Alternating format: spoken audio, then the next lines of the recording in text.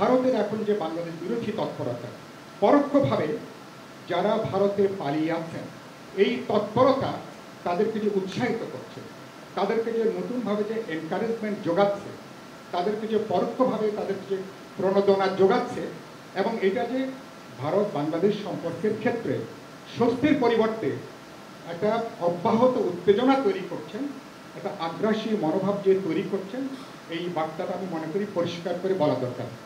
রাজনৈতিক দিক থেকে যেটা বলা দরকার, আমি মনে ইতিমধ্যে কথাটা এসছে, আমরা বাংলাদেশ, আমরা সমতা, ন্যায্যতা, সমঅংশীদারিত্বের ভিত্তিতে ভারতের সাথে আমরা আমাদের সমস্ত অমীমাংসিত সমস্যাগুলোকে আমরা সমাধান করতে চাই। তবে আপনারা 5 আগস্টের আগের জমানাটা ভুলে যাওয়া দরকার। স্বাধীন জাতিরাষ্ট্র হিসাবে বাংলাদেশ তার মর্যাদা নিয়ে, তার অধিকারের জায়গা থেকে আমরা ন্যায্যতার ভিত্তিতে যাবতীয় সংকটে আমরা সমাধান করতে চাই।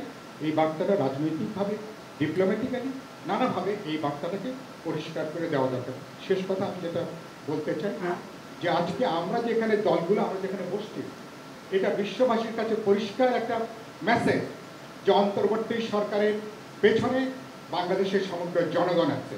অন্তর্বর্তী সরকার থেকে আমাদের সরকার, অন্তর্বর্তী সরকারের ব্যর্থ বিপর্যস্ত না হয়, সকল রাজনৈতিক দল আমাদের মতাদর্শের রাজনৈতিক ভিন্ন থাকার পরেও জাতীয় স্বার্থে অন্তর্বর্তী সরকার যাতে সফল হয়, এবং আজকের এই সংকট মোকাবেলায় বিশ্ববাসীর কাছে বাংলাদেশের রাজনৈতিক দলগুলো এক কাটতে আমরা দাঁড়িয়ে আছি।